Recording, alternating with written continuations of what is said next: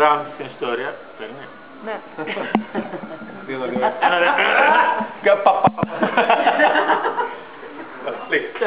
Στο Μαρόκο μιλούν αραβικά βασικά και γαλλικά σαν πρώτη ξένη γλώσσα.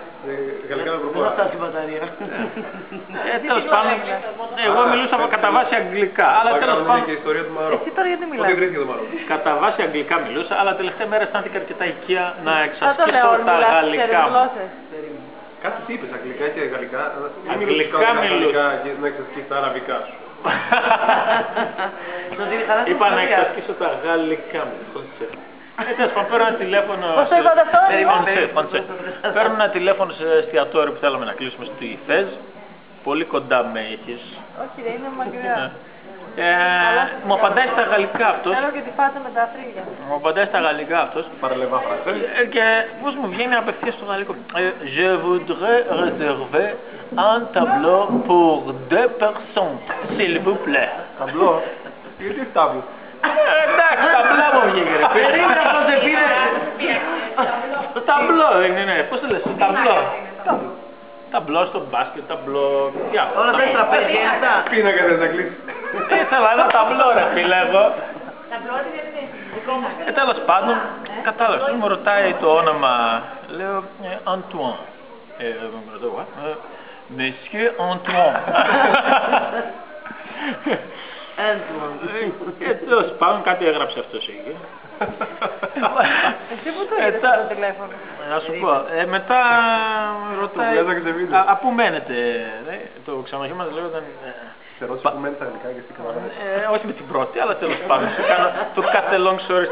Λοιπόν, το ξενοδοχείο μας λέγονταν Palais d'Hôtel, Παύλα Riad de Prestige.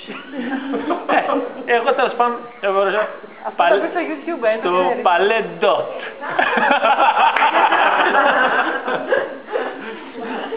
Δεν κατάλαβα τίποτα. Τέλος πάντων, συνέχισα, λέω, μάλλον θα ξέρω το άλλο. Riad de Prestige. Με εξαίρετη γαλλική προφορά. Και από τη Μομάρτη. Τέλος πάντων, πάλι δεν κατάλαβε. Λέω, μάλλον, ναι, λέω, Palais d'Hôtel. Εσύ, κάτι είπε αυτός. Τέλος πάντων. Και στο τέλος αυτής η ώρα μου είπε και τι ώρα θα έρθείτε. Ναι, θέλαμε να πάμε 8 η ώρα. Κάθομαι εκεί και σκεφτόμουν να μετρήσω.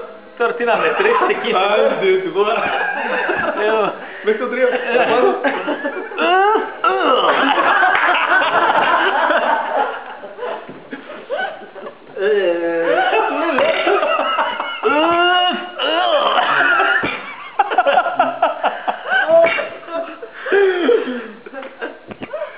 Με τα χίλια κατάλαβα ότι παρένθεση κιόλας, κατεράς στην ορχή, νόμιζα ότι έκανα πλάκο της, δεν είχε απαντήσει ο άλλος το τηλέφωνο όταν μου λες. Τότε όταν κατάλαβε, άρχισε να με βοηθάει κιόλας, λέει, oui. Μετά πολλά κλείσαμε. Γιατί όταν φτάσουμε στο εστιατόριο, ας περίμενε η Αρσόνια, λέει, Monsieur Antoine, Monsieur Antoine, έλεγε τώρα, 4-5 καρσόνια, λέγε τώρα, πάμε στο τραπέζι και ήταν γραμμένο Monsieur Antoine. Φωτογραφείο πήραν. Αυτά. Τελείωσα. Αυτό ήταν happy end. Και μετά πώς το ζήτησες στην Νορβηγία? Την έκανε μόνο. Το άλλαξε εγώ. Τα πουλιά. Τα πουλιά. Τις πουλιές. Να πούμε τώρα και στο πάνω.